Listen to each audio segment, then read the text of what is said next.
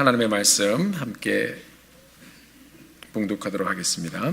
하나님의 말씀은 사도행전 17장 1절부터 9절까지 말씀입니다. 함께 한 목소리로 봉독합니다. 시작. 그들이 암비볼리와 아볼리아니로 다녀가 데살로니가에 이르니 거기 유대인의 회당이 있는지라. 바울이 자기의 관례대로 그들에게로 들어가서 새 안식일에 성경을 가지고 강론하며 뜻을 풀어 그리스도가 해를 받고 죽은 자 가운데서 다시 살아나야 할 것을 증언하고 이르되 내가 너희에게 전하는 이 예수가 곧 그리스도라 하니 그 중에 어떤 사람 곧 경건한 헬라인의 큰 무리와 적지 않은 귀부인도 고난을 받고 바울과 실라를 따르나 그러나 유대인들은 시기하여 저자의 어떤 불량한 사람들을 데리고 때를 지어 성을 소동하게 하여 야손의 집에 침입하여 그들을 백성에게 끌어내려고 찾았으나 발견하지 못하매 야손과 및 형제들을 끌고 읍장들 앞에 가서 소리질러 이르되 천하를 어지럽게 하던 이 사람들이 여기도 이르매 야손이 그들을 맞아들였도다. 이 사람들이 다 가이사의 명을 거역하여 말하되 다른 임금 곧 예수라 하는 이가 있다 하더이다 하니 무리와 읍장들이 이 말을 듣고 소동하여 야손과 그 나머지 사람들에게 보석금을 받고 놓아주니라. 아멘. 자리에 앉으시겠습니다. 오늘 또 이 귀한 예배를 하나님 앞에 드릴 수 있도록 인도하신 하나님께 감사드립니다. 또 보이는 곳에서 보이지 않는 곳에서 또 귀한 섬김의 손길을 또 대주셔서 함께 예배할 수 있도록 이 예배가 잘 또 세워져 갈 수 있도록 함께 해주신 모든 성도님들께 진심으로 감사를 드립니다. 지난 16장 우리가 빌립보에서 있었던 전도의 여정을 함께 보았습니다. 성 밖의 강가에서 두아디라에서 온 여인 루디아를 만나 복음을 전할 때 하나님께서 루디아의 마음을 열어주셔서 그녀가 예수를 믿게 되었고 또 루디아를 통해서 그녀 온 가족이 복음을 듣고 그리고 침례를 받는 놀라운 역사가 있었습니다. 그 바울이 빌립보 성에서 또 다니다가 한 귀신 들린 여종을 고치고 이로 인해서 고소를 당하고 몰렸습니다. 매를 맞고 깊은 감옥에 갇혔었죠. 밤이 되어서 그들이 바울과 실라가 찬송을 부를 때 감옥 터가 흔들리고 감옥 문이 열리고 그리고 발의 잡고가 풀어지는 역사가 있었습니다. 이 사건으로 인해서 간수가 예수님을 믿게 되고 그의 가족 모두 복음을 듣고 거기서도 침례를 받는 놀라운 역사가 있었습니다. 한 사람을 통해서 복음이 그 가정에 들어오고 또 그 한 사람을 통해서 온 가족이 예수를 믿게 되는 그런 패턴이 보여집니다. 또 이런 패턴은 또 복음 전파 현장 가운데서 지금도 일어나고 있는 사건입니다. 여러분을 통해서도 또 가족의 구원을 위해서 기도하시는 분들이 계신데요. 여러분들을 통해서도 동일한 역사가 또 일어나게 될 줄로 믿습니다. 바울은 감옥을 나와 이제 빌립보에서 복음을 듣고 함께 모이던 믿던 형제들, 믿는 형제들을 만나고 난 후에 그들을 격리하고 나서 이제 빌립보를 떠났습니다.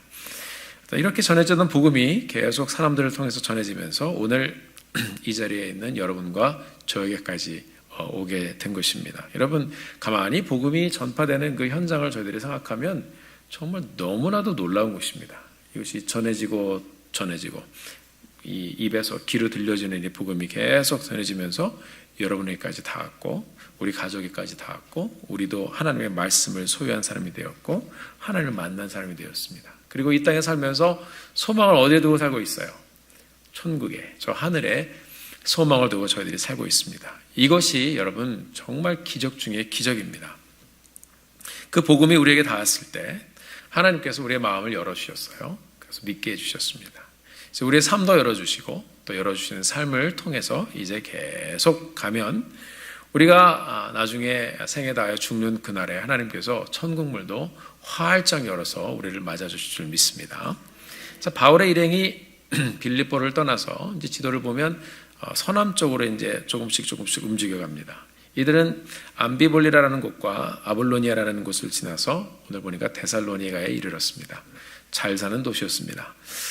자, 이 데살로니가에서 전도할 때 오늘 본문 말씀 통해서 이제 어떤 일이 일어났는가 우리가 함께 보면서 우리에게 들려주시는 하나님의 말씀을 듣고 또 함께 순종하며 하나님의 선하신 뜻을 이루며 또 우리가 새롭게 시작하는 한 주를 사랑하는 우리 성도님들이 되시기를 주님의 이름으로 간절히 축원합니다. 바울의 일행은 데살로니가에서 회당을 찾았습니다. 본문을 보니까 관례대로 회당을 찾았다라고 기록하고 있어요. 관례대로라는 말은 습관대로라는 말입니다. 습관대로 이 사람들은 회당으로 가서 3주 동안 안식일마다 성경 말씀을 가지고 강론을 했습니다. 여러분, 신앙은 체질이고 습관입니다. 바울은 습관대로 회당을 찾고 습관대로 예배를 드리고 습관대로 하나님의 말씀을 놓지 않았습니다. 습관대로 회당에 가서 이제 성경이 무엇을 말하는지를 사람들에게 뜻을 풀어서 강론했다고 말씀하고 있습니다. 강론하다는 말은 헬라어 성경을 대조해 보니까 디알레고마이라는 말로 기록이 되어 있습니다. 이 말은 두 단어가 이렇게 합성되어서 만들어진 단어인데요. 디아라는 말은 통과하다는 말입니다. 그리고 통과해서 A에서 B로 가는 것입니다. 그리고 레고마이라는 말은 가르치는 것입니다. 설명을 통해서 결론을 지어서 말하다는 것입니다. 그러니까 A에 있던 것이 설명을 통해서 어떻게 됐어요? B로 가는 것입니다. 즉 바울의 강론을 통해서 구약 성경만 알고 있었던 사람들이 하나님의 말씀이 바로 예수 그리스도구나, 예수 그리스도에 대해서 말하고 있는 것이구나 하는 것을 이 사람들이 발견하게 되었습니다. 이 강론을 통해서 율법에서 이 사람들이 율법이 A입니다. 그러면 B는 뭐예요? 예수 그리스도예요. 그래서 강론을 통해서 이 율법이 말하시던 이 모든 말씀이 예수 그리스도를 말하고 있는 것이구나. 예수님을 믿는 데까지 이 사람들이 갔습니다. 바울이 그런데 이 강론을 어떻게 강론했다고 또 성경은 말하고 있습니까? 3절을 보니까 뜻을 어떻게 했다고 그랬어요? 풀어서 강론했다 기록이 되어 있습니다. 이 뜻을 풀다는 그런 말은 뭔가를 이제 막 이렇게 우리가 뜻을 풀다 그러면 실타래를 풀듯이 뭔가를 푸는 걸 생각하는데요. 여기서도 헬라어 성경을 제가 대조해 보니까 디아노이고라는 말로 기록이 되어 있습니다. 역시 이것은 디아라는 말이 뭐죠? A에서 B로 가는 것입니다. 그 다음에 노이고라는 말은 이제 열어서 가는 것입니다. 그거는 그러니까 문을 탁 열어놓고 여기서 이쪽으로 가는 것입니다. 자, 그러니까 이 말씀을 가만히 보면 열고 이제 또 열어서 계속 통과해 가는 것입니다. 그러니까 강론을 하면서 성경 말씀을 들려주었는데 이 성경 말씀을 들려주는 과정이 어떻게 해요? 열어가는 과정이었어요. 열어서 누구를 만났어요? 예수님을 만났습니다. 바울이 성경을 가지고 강론을 하면서 이 성경의 내용이 무엇인지 풀어주었습니다. 성경을 가지고 열어준 것입니다. 말씀을 듣고 사람들의 눈이 열렸습니다. 그들의 귀가 열렸습니다. 그리고 그들의 마음도 어떻게 돼요? 풀어졌어요. 열어졌어요. 이 묶였던 것들이 삶의 현장에서 풀어지는 역사가 이 말씀을 통해서 일어났습니다. 그리고 이 바울의 강론을 통해서 성경도 활짝 열렸습니다. 사람들이 예수님이 누구인지를 이 열어주시는 말씀을 통해서 깨닫게 되었습니다. 풀어주심의 놀라운 은혜입니다. 마가복음 7장 34절을 보면 예수님께서 귀먹고 말 더듬는 사람을 치료하실 때 하늘을 향해 탄식하시면서 외치는 그런 장면이 나옵니다. 하늘을 우러러 탄식하시며 그에게 이르시되 뭐라고 그랬어요? 에바다 하시니 이는 열리다라는 말이라고 했습니다. 자, 귀먹고 말을 더듬던 그 사람이 예수님을 만났을 때 열려라 하는 생명의 말씀을 들었습니다. 이것이 똑같은 말씀입니다. 풀어주다라는 말이 열리다라는 말입니다. 이 굳었던 혀를 우리 하나님이 예수님께서 에바다 하실 때 이 풀어지는 역사가 일어났습니다. 그의 입을 열어서 말을 하게 해주셨습니다. 귀가 또 뻥 뚫렸습니다. 그의 인생을 새롭게 열어주시는 놀라운 장면이 또 말씀 가운데 들려지고 있습니다. 누가복음 24장에 보면 부활하신 예수님께서 제자들을 찾아가시는 그런 장면이 나옵니다. 그들과 식사를 하시면서 대화하시는 장면이 나오는데 24장 44절 45절에 보면 예수님께서 이 사람들에게 무엇을 말씀해 주시냐면 오늘 본문에서 사도 바울이 들려주셔서 강론했던 내용을 똑같이 예수님이 말씀해 주시는 장면이 누가복음 24장에 나옵니다. 우리가 44절 그리고 45절 함께 한번 읽어보겠습니다. 같이 한번 읽어보시죠. 시작.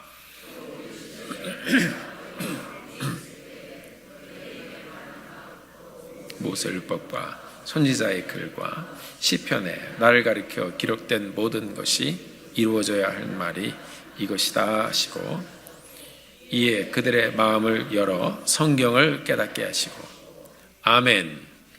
자, 지금 말씀을 보면 예수님께서도 사도 바울이 들려주었던 강론하고 같은 말씀을 하셨죠.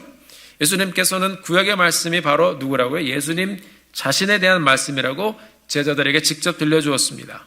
토라의 말씀, 모세오경의 말씀, 선지서의 말씀, 시편의 말씀, 이 말이 전부 다 나에 대한 얘기다 라고 말씀하셨어요. 그러니까 이 제자들이 부활하신 예수님을 만났는데도 이 율법이 어떻게 예수님이야? 이 사람들이 잘 깨닫지를 못했는데 45절의 말씀을 보면 이렇게 기록이 되어 있어요. 이에 그들의 마음을 열어 성경을 깨닫게 하시고 마음을 어떻게 했다고요? 열어. 이 단어가요. 뜻을 풀어라는 단어하고 똑같은 단어입니다. 그러니까 여러분 우리가 성경을 읽고 묵상하고 깨달아지는 그 순간에 이것은 우리의 힘으로 하는 것이 아닙니다. 우리 하나님께서, 우리 주님께서, 우리 성령님께서 우리가 말씀을 볼 때 우리의 마음을 열어주셔서 디아노이고 열어주셔서 우리가 깨닫게 되는 것입니다. 말씀을 배우고 깨달았을 때 우리가 말씀 앞에 겸손해야 되는 이유가 바로 거기에 있습니다. 우리의 말씀을 열어주시고 깨닫게 하시는 분이 누구십니까? 성령 하나님이십니다. 이 깨달은 말씀을 우리 성도님들 서로 나누면서 간증을 나누면서 하나님께 영광 돌리게 되기를 바랍니다. 그 가운데서 예수님을 만나게 되기를 더 깊이 우리 삶 가운데 찾아오셔서 우리를 붙잡고 가시는 예수 그리스도를 우리 말씀을 통해서 만나야 되기를 주의 이름으로 축원합니다.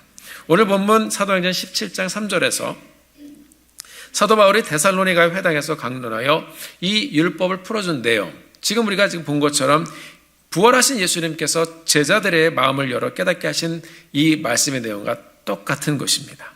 주님이 하신 것을 우리도 그대로 하는 것입니다. 우리가 복음을 전할 때 예수님을 창조주 하나님이 누구신지, 우리가 어떻게 죄를 지었는지, 그리고 우리가 왜 타락했는지, 어떻게 우리가 이 죄의 용서를 받고 구원을 받을 수 있는지 성경의 내용을 쭉 얘기를 해주면서 결국 예수 그리스도의 죽으심과 부활 그리고 다시 오심을 우리가 말하면서 우리의 죄를 고백하며 예수를 믿게 됩니다.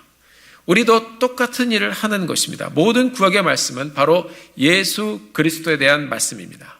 사랑하는 성도 여러분, 우리가 말씀을 읽을 때 또 말씀을 들을 때 하나님께서 말씀을 깨닫게 하시고 이해하게 하시고 풀어주시는 그런 놀라운 축복이 우리에게도 있게 되기를 간절히 소원합니다.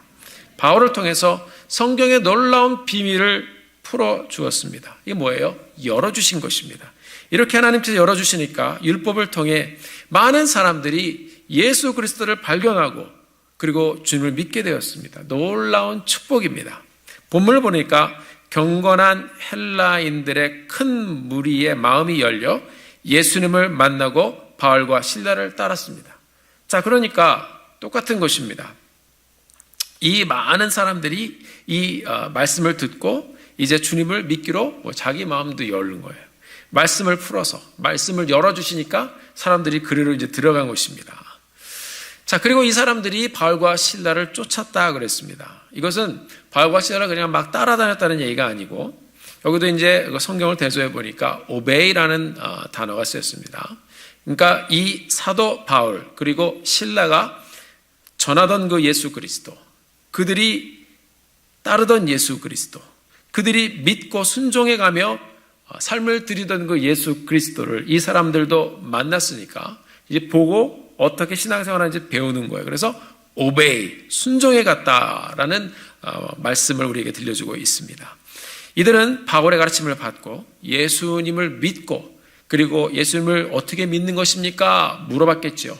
그래서 이 가르침을 받은 말씀대로 순종하기로 결단한 것입니다. 내가 말씀을 통해서 발견하고 믿은 그 예수 그리스도를 내 삶의 주로 모시고 말씀에 순종하고 따라야겠다고 이 사람들이 그렇게 결단하고 바울과 실라처럼 살았던 것입니다. 놀라운 역사가 이 데살로니가 교회에서 일어나기 시작했습니다. 우리는 보통 은혜 받았다라는 말을 하죠. 은혜 받았다. 제가 전에 성경 공부를 인도하면서 질문을 했습니다. 은혜 받았다라는 말이 무슨 말인가요? 그랬더니 어떤 분이 이렇게 대답했습니다. 그거는요, 말씀을 듣고 기분이 좋아진 거예요. 그런 말씀하시는 분도 계시고요. 그 말도 뭐 되죠. 뭐 기분이 좋아졌다고. 어떤 분은 말씀을 듣고 감동이 되었다라는 말하는 분도 있습니다. 사랑하는 성도 여러분, 바울과 실라를 쫓아타는 이 데살로니가 교회의 처음 믿은 이 성도들의 삶의 모습, 그리고 순종의 모습은 그냥 단순히 마음이 이 말씀을 듣고 예수 그리스도 믿고 감동해서 마치는 것이 아니라 이들은 컨빅션을 가지고 있었습니다. 결단했습니다. 그러면 나를 구원해 주신 그 예수님을 어떻게 믿어야 하는가? 그들은 말씀에 순종하고 나의 구원을 위해 죽으신 그분의 죽으심과 부활하심이 너무나도 분명하기 때문에, 믿을 만하기 때문에 그분을 믿고 따르겠다고 결심을 하고 바울과 실라처럼 살았던 것입니다. 이런 사람들이 늘어나기 시작하니까 이 데살로니가 교회에 변화가 일어나기 시작했습니다. 이 사람들이 그냥 수많은 사람들이라고 되어 있는데요, 영문성을 보니까 great multitude라고 되어 있습니다. 이 수많은 무리들에 대한 내용은요, 예수님께서 5,000명을 먹일 때, 오병이의 기적의 역사를 일으키실 때도 수많은 무리들이란 단어가 그 현장에도 나옵니다. 그만큼 많은 사람들이 예수를 믿기 시작했다는 것입니다. 이렇게 많은 사람들이 믿으며 많은 사람들이 예수님이 어떻게 살았는지, 사도 바울과 그리고 실라를 보면서 어떻게 살았는지를 배워가며 이 사람들의 삶 가운데 막 변화가 일어나기 시작하니까 이 데살로니가라는 지역에 큰 변화가 보이기 시작했습니다. 바울이 나중에 여러분 데살로니가에 있는 교회에 보낸 서신이 나오는데요, 그게 신약성경 뒤에 나오는 데살로니가 전후서입니다. 이 바울이 고린도에 가서 이 데살로니가 교회를 향한 이 열망을 가지고선 그들에게 서신을 쓰는데요, 데살로니가 전서 1장 6절을 보면 바울이 데살로니가 교회의 변화에 대해서 이렇게 기록하고 있습니다. 데살로니가 전서 1장 6절에서 7절 말씀 우리가 한 목소리로 함께 같이 한번 읽어보겠습니다. 시작. 또 너희는 많은 환난 가운데서 성령의 기쁨으로 말씀을 받아 우리와 주를 본받은 자가 되었으니 그러므로 너희가 마케도니아와 아가야에 있는 모든 믿는 자의 본이 되었느니라. 자, 환상을 따라서 온 마케도니아 지방, 이제 이 지방에서 이 복음이 막 전해지기 시작합니다. 이 데살로니가에 있는 성도들이 특별히 마케도니아 지역에서 본이 되는 그런 믿음의 사람들이었다고 이 사도 바울이 칭찬을 하면서 이야기하고 있습니다. 그러므로 너희가 마케도니아와 아가야에 있는 모든 믿는 자의 본이 되었느니라. 이 본을 받았다라는 말은 이미테이트 했다는 것입니다. 흉내를 내면서 똑같이 닮아가는 것입니다. 따라하는 것입니다. 좀 전에 본 말씀에 어떤 말씀이 있었습니까? 바울과 실라를 어떻게 했다고 그랬어요? 따랐다 그랬습니다. 복음을 듣고 믿고 바울과 실라를 쫓으며 그들처럼 순종해가며 그리고 그들의 믿음을 닮아가려고 애를 썼습니다. 데살로니가 교회 사람들이 그렇게 살아보려고 모아서 힘쓰다 보니까 이 사람들이 주님을 본받는 사람들로 변화가 되고 그 지역 사람들에게 본이 되기 시작했습니다. 그들의 삶에 변화가 일어나기 시작했습니다. 사랑하는 성도 여러분, 우리가 이 자리에서 예배 공동체로 함께 만나서 예배를 드리고 있습니다. 저는 이 예배의 자리에서 우리의 신앙생활이 이 공간 안에서 마치지 않게 되기를 바랍니다. 우리의 믿음의 여정은 이 예배가 마치면서 시작되는 것입니다. 우리의 가정에서 삶 가운데 어떻게 우리가 주님을 닮아갈 것인가, 말씀을 가운데 우리가 발견하고 우리가 결단하여 순종하고 변화를 주도해가면서 정말 우리가 주님 닮은, 주님을 본받아가는 그런 하나님의 공동체, 그런 교회 공동체가 되어지기를 예수님의 이름으로 간절히 축원합니다. 이것이 바로 이 데살로니가 교회 사람들의 모습이었다는 것입니다. 그리고 이 사도 바울이 데살로니가 전후서를 쓸 때는 이 데살로니가 교회가 뭐 오래됐느냐 그렇지도 않아요. 생기지 얼마 되지 않은 그런 교회였습니다. 그러나 많은 사람들이 복음을 듣고 주님을 따르기로 작정하면서 이 데살로니가 지역을 통해서 마케도니아 지역에 놀라운 변화가 일어나기 시작했던 것입니다. 자, 이렇게 놀라운 변화가 일어났을 때 또 가만히 있을 수 없죠. 같이 그곳에 참여하는 사람도 있지만 항상 반대하는 사람이 있습니다. 자, 누가 반대를 했을까요? 항상 등장하는, 이럴 때 등장하는 등장인물이 누구죠? 유대인이에요, 유대인. 뭐 답을 안 말씀드리지 않아도 다 아시네요. 유대인들이 이런 복음의 역사 현장을 시기했다고 또 성경 우리에게 들려주고 있습니다. 왜 이 사람들은 이렇게 시기를 하는지 모르겠어요. 이런 현상이 여러분 왜 있었을까요? 다른 이방인들은 복음을 듣고 그대로 받아들입니다. 근데 왜 꼭 유대인들은 받아들이지 못하고 시기하고 또 사람들을 선동해가지고 막 자꾸 뒤집어 엎으려고 그랬을까요? 이들은 이미 자신들이 말씀을 알고 있다고 생각을 했어요. 그 마음속에 여러분 영적인 교만이 이미 있는 것입니다. 하나님은 세상 모든 사람들을 함께 동시에 사랑하시고 그들을 향해 은혜의 이 말씀을 전해주셨는데 이 사람들은 그것이 자기 거라고 생각을 했어요. 그래서 바울이 강론을 할 때 어떤 마음을 가지고 들었냐면 편견을 가지고 듣고 있었습니다. 유대인들의 영적인 교만과 그들의 편견이 그들의 마음을 스스로 닫아버렸습니다. 복음에 대한 편견이 이렇게 무서운 것입니다. 하나님은 풀어주시고 열어주시는 축복을 막 쏟아주고 계신데 이 사람들은 편견으로 자기들이 닫아버렸습니다. 아, 그거 아니야. 그거 아니야. 예수님께서 여러분 이 땅에 오셨을 때 사람들은 편견을 가지고 예수님을 바라봤습니다. 촌구석 나사렛에서 무슨 선한 것이 나타나겠느냐. 목수의 아들이 뭘 가르치고 있느냐. 사람이 무슨 하나님의 아들이냐. 그게 뭐예요? 전부 다 내 생각입니다. 편견입니다. 그 결과가 여러분 무엇이었습니까? 율법사, 바리새인, 제사장 같은 사람들은 편견으로 끝까지 복음을 받아들이지 않고 결국 예수님을 십자가에 못 박는 사람들이 되었습니다. 우리가 잘 아는 백부장의 얘기가 있습니다.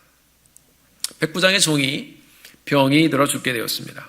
이 백부장이 예수님께 이런 말을 합니다. 예수님, 우리 집에 오지 마십시오 그랬어요. 저도 부하가 있는데요. 제가 말하면 저의 부하가 내가 그 사람의 주인이기 때문에 그 부하는 내가 말하면 그 말을 듣고 순종합니다. 복종합니다. 예수님, 그냥 말씀만 하십시오 그랬습니다. 야, 주님 말씀만 하시옵소서. 백부장은 예수님의 말씀이면 무엇이든지 그분의 말씀에 순종하게 될 것이라고 믿었습니다. 백부장이 예수님을 이 하나님으로 고백하는 순간입니다. 주님으로 인정한 것입니다. 이것이 그의 믿음이었습니다. 그래서 예수님께서 이 사람의 말을 들으시고 말씀하셨죠. 이스라엘에서 이만한 믿음을 내가 보지 못했다. 자, 그 말씀은 무엇입니까? 이 사람은 내가 누구인지 명확하게 알고 있다라는 말씀입니다. 바로 예수님이 하시는 말씀과 이루시는 일들과 기적의 사건들을 봤겠지요. 그냥 뭐 예수님 만나고서 예수님 말씀하시면 다 됩니다. 그렇겠습니까? 정황을 보고 예수님은 이런 분이시구나. 예수님이 일으키시는 기적을 보고 말씀을 들으면서 이분은 정말 믿을 만한 분이시구나. 이분은 정말 하나님의 아들이시구나. 이분이 정말 주님이시구나. 이 사람은 예수님을 하나님으로 주님으로 인정하고 믿기로 한 것입니다. 그러니까 이런 고백이 터져 나온 것입니다.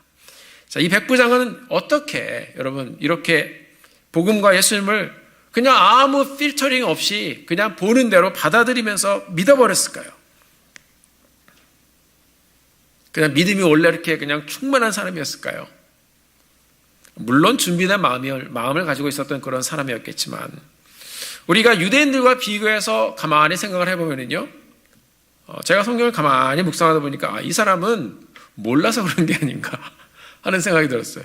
그러니까 율법에 대해서 유대인들이 그토록 다 조목조목 따지는 율법을 이 사람은 몰랐어요. 다시 말하면 이 사람은요 몰라서 그런 거예요. 몰라서 편견이 없었습니다. 교회 오래 다니거나 또 모태신앙이거나 또 어려서부터 일찍부터 믿었던 저 같은 사람을 봐도 예수를 믿고 말씀을 통해서 이 성령 하나님을 인격적으로 만나지 못한 사람들 중에 자신의 경험이 기준이 되어서 오히려 교회에 대한 편견이나 아니면 믿는 자들에 대한 편견이 제법 있는 분들이 상당히 많이 있었습니다. 그리고 그것을 여러분들도 아마 보셨을 것입니다. 이전에 저도 그랬습니다. 교회에 대한 편견이 있었어요.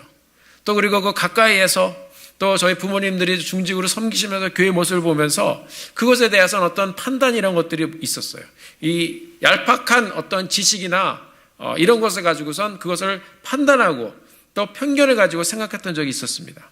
하나님의 말씀보다 어려서부터 주워들은 말들과 이런 것들 때문에 여기에 또 이렇게 또 조금 이렇게 빠져가지고 신앙의 깊이가 없는 그런 모습을 가지고 함부로 말하는 적도 제가 있었습니다. 왜 그래요? 편견 때문에 그런 것입니다. 이런 사람들 중에 여러분 고난이 오거나 그럴 때 이 모태신앙인 사람들 중에서도 돌파하지 못한 사람들이 많고요. 그런 사람 중에서 넘어지는 사람들이 있고요. 교회를 떠나는 사람도 있어요. 왜 그래요? 예수님을 인격적으로 만나지 못해서 그렇습니다. 저는 우리 성도님들이 그렇게 되지 않게 되기를 바랍니다. 어느 부흥 강사님이 그런 말씀하셨어요. 제가 학생 때 들은 얘기인데요. 신앙생활을 오래 하면 이상해지는 사람들이 많다고 그러더라고요. 그래서 제가 그 얘기를 끄떡끄떡 들었던 그런 생각이 납니다. 여러분, 불필요한 지식과 나의 경험과 이런 것들이 여러분 정말 하나님께 영광을 돌리는 간증이 아니면 다 내려놓으시길 바랍니다. 편견을 내려놓으시고 말씀과 솔직하게 대면하여 이 말씀이 말하는 것과 말씀이 들려주는 것과 말씀이 끌고 가는 우리의 인생을 따라가게 되기를 주님의 이름으로 간절히 축원합니다. 율법의 편견에 사로잡힌 유대인들, 하나님의 만지심이 있는 은혜의 순간에 이들이 시기하고 오히려 사람들을 미워하고 이제 일을 저지르게 됩니다. 오늘 본문에 보면 이 사람들이 어떻게 시기하면서 난리를 쳤는지 5절에 나와 있는데요. 5절 말씀을 함께 다 같이 보도록 하겠습니다. 자, 17장 5절 말씀 우리 한 목소리를 같이 한번 읽어보죠. 함께 읽습니다. 시작. 그러나 유대인들은 시기하여 저자의 어떤 불량한 사람들을 데리고 때를 지어 성을 소동하게 하여 야손의 집에 침입하여 그들을 백성에게 끌어내려고 찾았으나, 저는 오래전부터 어렸을 때 신앙생활하면서 교회에 대한 어떤 잘못된 생각이나 이런 것들을 다 회개했거든요. 근데 이 사람들이 이제 이 말씀을 듣고 찔려야 되는데 말씀을 듣고 이제 일을 가는 거죠. 일을 가면서 이제 일을 저질렀습니다. 지금 우리가 5절 말씀을 같이 읽었는데요. 제가 현대인의 성경을 한번 펴봐서 이제 쭉 읽어봤습니다. 이제 현대인들을 위해서 더 쉽게 쓰여진 성경입니다. 이 성경을 제가 한번 읽어드릴게요. 한번 들어보세요. 이것을 시기한 유대인들은 장터에서 깡패들을 동원하여 예수 믿지 않는 사람들 읽으라고 쓴 성경이라 굉장히 적나라한 단어를 씁니다. 깡패들을 동원하여 떼를 지어 다니면서 그 도시를 소란케 하고 바알과 실라를 사람들 앞에 끌어내려고 야손의 집을 덮쳤다. 이렇게 되어 있습니다. 여러분, 더 확 와닿지 않습니까? 이 유대인들이 시장거리에 있는 깡패들 매수해서 끌고 다니면서 떼를 지어 다니며 도시를 소란케 했습니다. 거의 무슨 수준이죠? 조폭 수준입니다. 네, 잘 아시네요. 자, 주동자가 어떤 사람들이었어요? 가만히 생각하면 괴로운 일이에요. 회당에서 율법을 알고 지키던 사람들이었어요. 이들이 바울의 친척인 이 야손이라는 사람의 집을 덮쳤습니다. 나중에 로마서에 보면 야손에 대해서 나오는데 바울의 친척으로 이제 기록이 되어 있습니다. 그러나 이들을 찾지 못하자 야손과 신도 몇 사람들을 도시의 관원들에게 끌고 가서 큰 소리로 외쳤죠. 세상을 소란하게 하고 세상을 소란하게 한 이 사람들이, 어지럽히던 이 사람들이 여기에도 나타났다 그랬습니다. 그런데 야손이라는 사람이 그를 영접하였다 얘기하면서 막 고발하는 겁니다. 이 사람들은 모두 예수, 또 다른 왕이 있다고 얘기했다. 황제의 명령을 거슬려 이렇게 행동을 하고 있다라고 했습니다. 이 뒤에는 좀 억지죠. 이 사람들은 막 소리를 지르면서 깡패를 들고 다니면서 막 막 소리를 지르면서 막 난리를 쳤습니다. 군중과 시의 관원들이 이 말을 듣고 소동하였어요. 그러나 시의 관원들은 야손과 그 밖의 사람들에게서 뭐 특별한 것을 발견하지 못해서 그냥 보석금을 이렇게 내게 하고 이 사람들을 일단은 풀어주었습니다. 시기심과 편견에 사로잡힌 사람들이 어떻게까지 될 수 있는지 우리에게 잘 보여주는 예입니다. 이 사람들이 바울의 일행을 향해서, 여러분 오늘 본문 말씀 보니까 이렇게 얘기하고 있습니다. 천하를 어지럽게 하던 사람들이 여기에도 왔다. 같이 한번 따라해 보실까요? 천하를 어지럽게 하던 사람들이 여기도 왔다. 다시 한번 시작. 천하를 어지럽게 하던 사람들이 여기에도 왔다. 오늘 본문에서 유대인들이 우리에게 들려주는 그리스도인들을 향한 아주 독특한 표현입니다. 천하를 어지럽게 하던 사람들이 여기도 왔다. 아주 나쁘게 표현을 하려고 했던 것 같은데 제가 이 말씀을 가만히 묵상하다 보니까 괜찮은 것 같아요. 오히려 아주 멋있는 표현이 아닌가 하는 생각이 들었습니다. 천하를 어지럽게 하는 사람들. 킹 제임스 버전을 보니까 These that have turned the world upside down are come here also. upside down이라는 말은 무슨 말이죠? 뒤집는 거죠. 그렇죠. 이 세상을 뒤집는 사람들이 우리 동네에도 왔다. 그런 말이에요. 세상을 upside down, 뒤집고 다니던 사람들이 바로 그리스도인들이라고 얘기하고 있습니다. 여러분, 우리가 그런 사람들이었나요? 그 정도였나요?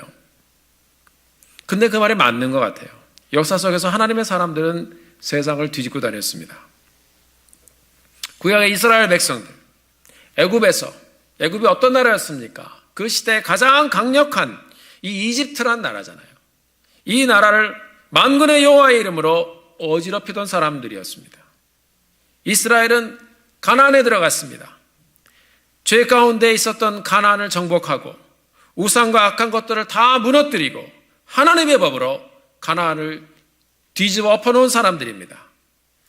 그런데 이스라엘이 죄로 인해서 하나님을 결국 떠나서 망하게 되었습니다. 말씀으로 뒤집어 놓았던 이 세상이 다시 죄로 뒤집어졌습니다. 그러나 하나님의 역사는 여러분 그렇게 끝나지 않았습니다. 예수 그리스도께서 말씀으로 이 땅에 오셔서 천하를 다시 upside down 뒤집기 시작하셨습니다. 말씀을 통해서 사람들의 생각을 뒤집으셨고, 말씀을 통해서 그들의 환경을 뒤집으셨고, 말씀을 통해서 그의 인생을 뒤집으셨습니다. 십자가에 달려 죽으시고 부활하셔서 죄로 덮였던 이 세상을 예수 그리스도의 이름으로 다시 upside down 뒤집어 놓으셨습니다. 예수님의 제자들이 성령을 받고 부활하신 예수님을 전하며 이 세상에 복음을 전하기 시작했을 때 이 세상이 다시 뒤집혀지기 시작했습니다. 편견과 시기에 잡혀 있었던 사도 바울 같은 사람도 예수님을 만난 후에 예수의 이름으로 세상을 뒤집는 사람이 되었습니다. 그 계속 복음이 전해지면서 역사 속에서 복음이 들려왔던 모든 나라들마다 예수의 이름으로 다 뒤집어지는 역사가 있었습니다. 여러분, 로마도 뒤집어졌습니다. 영국과 유럽이 복음으로 뒤집어졌습니다. 미국도 복음으로 세워지고 또 복음으로 뒤집어졌습니다. 한국이라는 나라도 이 복음이 나와서 복음이 한국을 뒤집기 시작했습니다. 여러분, 역사 속에서 일반적으로 여성분들은요, 얼굴도 못 내밀었던 그런 나라가 조선이 아니었습니까? 여자들은 학교도 잘 못 가던 그런 나라, 그런 조선, 150년 전부터 들어가기 시작했던 선교사님들이 이 한국 땅에 들어가면서 하나님의 사람들이 이 조선이라는 나라를 조금씩 upside down 뒤집기 시작했습니다. 복음을 전하며 여성들을 위한 학교를 세워주고 그들을 가르치기 시작했습니다. 학교에서 그들에게 복음을 전했습니다. 여성들에게 말씀과 학문을 가르치며 이 여성들이 눈을 뜨기 시작했습니다. 하나님의 사람들이 예수님의 이름으로 이 조선이라는 나라를 변화시키기 시작했습니다. 그 외 여러 기독교 기관을 통해서 학교들이 세워지면서 대한민국이라는 나라의 영적인 부흥과 경제의 발전을 함께 이루며 시민의 의식까지도 변화시키는 놀라운 역사를 일으켜 갔습니다. 그 가운데 있었던 사람들이 바로 여러분과 저입니다. 이제는 한국교회 선교사님들이 세계 여러 나라로 들어가서 복음을 전하며 교회를 세우며 변화를 일으키고 있습니다. 그곳에서도 복음이 전파되고 교회가 세워지고 부흥이 일어나고 복음으로 계속해서 그 나라를 더 upside down 뒤집어 놓기 시작하는 것입니다. 사랑하는 성도 여러분, 이제 우리를 통해서도 하나님께서 계속해서 천하를 어지럽히는 이런 일들을 일으키게 되기를 예수님의 이름으로 간절히 축원합니다. 사랑하는 성도 여러분, 예수님을 만나셨습니까? 율법의 편견으로 가득 차 있었던 바울도 예수님을 만났을 때 그의 삶이 upside down 뒤집어졌습니다. 예수님을 우리가 인격적으로 만나야, 우리의 구세주로 모셔야, 그리고 예수님의 말씀대로 살기로 우리가 결단을 하고 순종하며 가야 우리도 변하는 것입니다. 예수님의 이름으로 천하를 어지럽히던 우리 초대교회 성도들처럼 우리도 그렇게 주님 다시 만날 것을 소망하며 주님 마음에 담고 우리 주님 말씀대로 살면서 이 세상을 계속 흔들며 세상이 가지고 있는 가치관들과 삶의 방향들을 우리가 뒤집으며 가게 되기를 예수님의 이름으로 간절히 축원합니다. 사도행전 24장을 보면 바울이 대제사장에게 고소를 당해서 총독 필릭스죠. 벨릭스라는 사람을 만나서 재판을 받는 장면이 나옵니다. 한 변호사가 바울의 죄를 말하는데 세번역 성경을 보니까 사도행전 24장 5절에서 바울을 그 사람이 이렇게 표현하고 있습니다. 우리가 본 바로는 이 자는 연병 같은 자야 이렇게 돼 있어요. 근데 그거를 이게 풀어놓은 성경을 보니까 전염병 같은 자 이렇게 돼 있습니다. 옛날에 우리가 연병 걸리면 그 아주 그 심한 전염병이잖아요. 그래서 그거 따로 죽는다고 그러잖아요. 이 바울이라는 사람은 전염병 같은 자요. 온 세계에 있는 모든 유대 사람에게 소란을 일으키는 자요. 나사렛 이단의 우두머리입니다. 이렇게 돼 있어요. 저는 이 말씀을 보면서 사도 바울의 기분이 좋았을 것 같아요. 나는 전염병을 일으키는 사람이구나. 온 세계에 있는 이 클래스가 달라요. 온 세계에 있는 모든 유대 사람에게 소란을 일으키면서 그들을 흔들고 뒤집어 놓고 다니는 사람이라는 것입니다. 바울은 여러분 예수님을 만나 그의 인생이 upside down, 완전히 뒤집어지는 것을 경험했습니다. 그를 만나주신 예수님, 예수 믿는 사람들을 죽이려고 쫓아다녔던 그 사도 바울, 그런 사람을 만나주시고 불러주셔서 그를 붙잡아 주시고 그런 사람을 사랑해 주시고 품어주신 그 예수님을 만났을 때 자기 자신의 율법 가운데 의로운 줄 알았던 이 사도 바울이 자기 자신이 죄인 중에 괴수인 것을 발견했습니다. 그런 바울 같은 사람, 자기 같은 사람을 용서해 주시기 위해 죽으시고 부활하신 예수님을 인격적으로 만났을 때 그는 하나님의 사랑 앞에서 무릎을 꿇는 사람이 되었습니다. 그리고 예수님이 그의 인생의 전부가 되었습니다. 그가 가는 곳에는 예수의 이름이 들려지고 예수의 이름이 전염되고 예수님을 닮아가는 사람들이 늘어났습니다. 그렇습니다. 재판장에서 다른 사람이 사도 바울에 말한 것처럼 그는 정말로 전염병 같은 사람이 되었습니다. 여러분, 바울뿐만 아니라 복음을 들었던 많은 사람들이 예수를 믿고 그의 이름을, 예수의 이름을 퍼뜨렸습니다. 로마가 통치하던 세상에서 나의 주인은 로마의 황제가 아니라 예수 그리스도라고 말하면서 많은 기독교인들이 죽음을 당했습니다. 사자우리에 던져져서 사자의 밥이 되고 찢겨 죽음을 당했습니다. 그래도 그들은 예수님을 부인하지 않았습니다. 이들은 이렇게 죽음을 두려워하지 않고 그렇게 천하를 어지럽히던 사람들이 되었습니다. 결국 이 로마도, 그렇게 기독교인들을 핍박하던 로마도 AD 313년에 밀라노 칙령을 통해서 기독교를 국교로 인정하는 그런 기독교 국가가 되었습니다. 하나님의 독생자 예수 그리스도께서 나 같은 죄를 사랑해 주셔서 하늘 보좌를 떠나 죄 많은 이 세상에 오셔서 여러분과 저의 죄를 짊어지시고 십자가에 달려 죽으시고 사흘 만에 부활하셨습니다.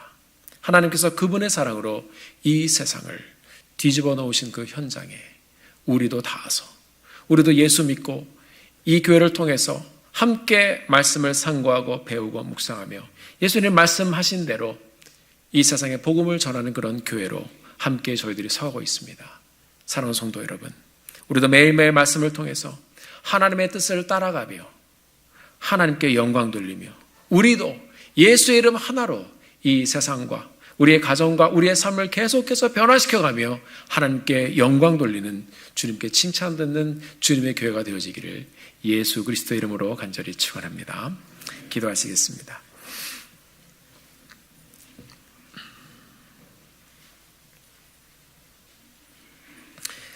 사랑하는 성도 여러분, 우리가 이 시간에 함께 기도하기 원합니다. 바울이 어떤 사람이었는지 재판장에서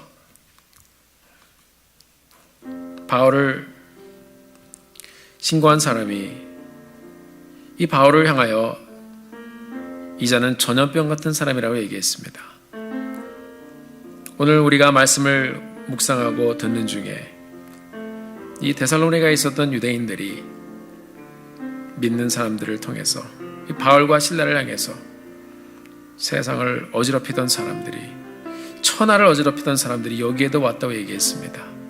하나님 아버지, 우리의 삶이 그렇게 예수의 이름 때문에 이 세상을 흔들고 움직이는 그런 성도들이 되기를 소원합니다. 하나님, 우리의 소망을 예수 그리스도에 두고 세상 것을 바라보는 것이 아니라 하나님을 바라보고 우리의 정말 진정한 삶의 능력이 예수 그리스도에 있음을 알고 그렇게 살게 하여 주옵소서.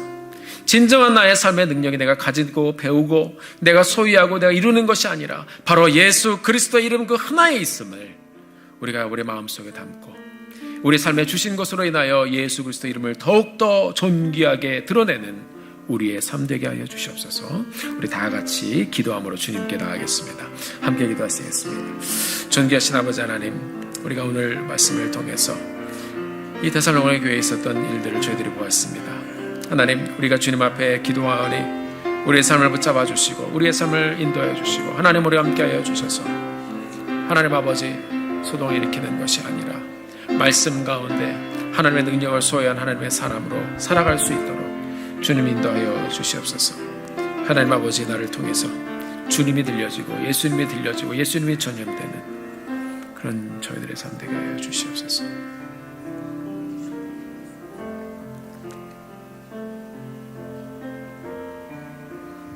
하나님, 그렇습니다. 우리가 예수님을 믿는다고 하지만, 우리가 예수님을 우리 구세주로 영접하고 산다고 하지만, 예수님은 우리의 소망이라고 얘기하지만, 하나님, 우리 마음속에는 아직도 우리 삶의 표대가 주님이 아니라 세상적인 성공이고, 나뿐만 아니라 나의 자손들까지도 하나님 그렇게 되기를 바라고,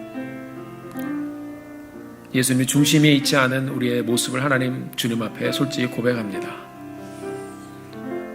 하나님 아버지, 우리가 우리의 삶을 펼쳤을 때 우리 예수님의 이름이 드러나는 우리의 삶이 되게 도와주시옵시고, 우리가 주님 기뻐하시는 삶, 이 복음을 들려주며 복음을 전하며 우리 삶을 통하여 이 교회를 통하여 우리를 구원하여 주시긴 그 예수 그리스도 이름을 나타내며 드러내며 전하며 말하며 사는 저희들 될 수 있도록 인도하여 주시옵소서.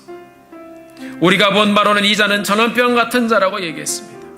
온 세계에 있는 모든 유대 사람에게 소란을 일으키는 자가 바로 바울이라고 얘기했습니다. 하나님, why not us? 우리도 그렇게 주님의 붙잡힌 바 되어서 우리의 삶의 모습으로 하나님 이 세상을 움직이며 복음을 나누며 전하며 하나님께 영광 돌리며 사는 저들 되게 하여 주시옵소서. 주님을 의지합니다. 그렇게 주님께 귀하게 쓰임 받는 우리 귀한 콩고드 침례교회 모든 성도님들과 우리의 자녀들 될 수 있도록 하나님 이 교회를 붙잡아 주시옵소서. 예수 그리스도의 이름으로 간절히 기도드렸습니다. 아멘. 감사합니다.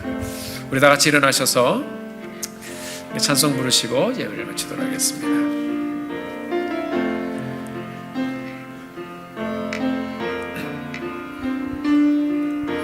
사망을 이기신 주 예수 부활하사 하늘로 올리셨네. 영광의 보좌에 앉아 계시네. 온 하늘 엎드려 경배하네. 사망을 이기신 주 예수 부활하사 우리 생명 되셨네.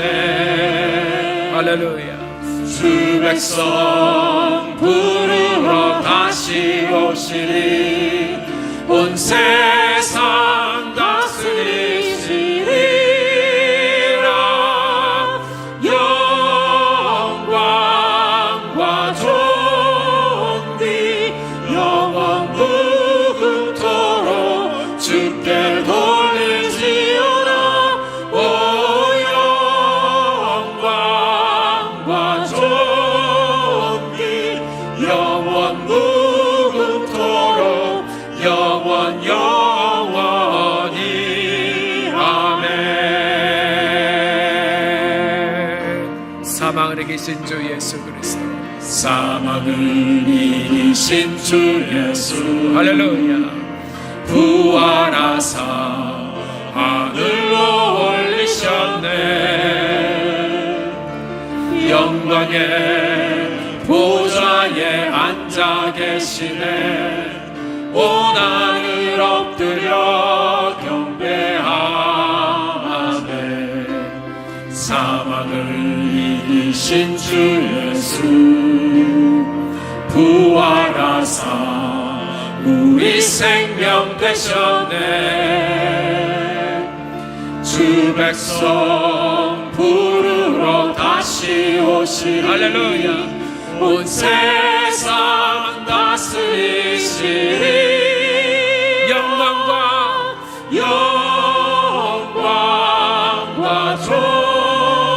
존귀 영원 무궁토록 주께 돌리지어다. 오 영광과 존귀 영원 무궁토록 영원 영원히 아멘. 영광과 할렐루야. 영광과 존귀 영원 무궁토록 주께 돌리지어다. 오 영광과 존귀 영원 무궁토록 영원 영원히 아멘. 영원히 영원히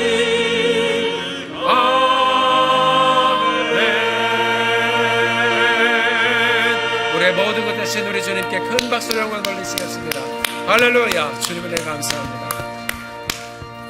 존귀하신 아버지 하나님, 우리가 우리 위해 죽으시고 부활하신 우리의 구원자 되신 예수 그리스도의 이름을 믿습니다. 우리의 주 되신 주님께서 우리의 모든 삶을 이미 활짝 열어놓으셨으며 우리가 하나님 열린 문으로 들어가서 우리의 삶을 나누는 날까지 하나님의 영광과 예수 그리스도의 이름을 전하며 아버지 하나님이 열어주시는 삶의 현장을 고백하며 하나님께 영광 돌리며 사는 저희를 될 수 있도록 축복하여 주시옵소서. 하나님, 우리의 삶의 마지막 그날까지 하나님 이 예수 그리스도의 이름이 드러나게 도와주시고 우리의 삶을 통하여 온전히 드러나는 예수 그리스도의 이름을 저희들이 누리며 살 수 있도록 축복하여 주옵소서. 이제는 우리 주 예수 그리스도의 은혜와 아버지 하나님의 극진하신 사랑과 성령님의 교통하시는 그 놀라운 은혜와 축복이 이제 오직 예수만을 정하며 예수를 말하며 예수님께 영광 돌리며 살기를 결심하고 돌아가시는 모든 성도님들의 삶과 그 일생 위에 이제부터 영원토록 함께하여 주시기를 간절히 축원하며 기도하옵나이다. 아멘. 존귀하신 주님, 우리의 삶을 통해 영광 받아 주시고 우리의 모든 것 되어 주시옵소서.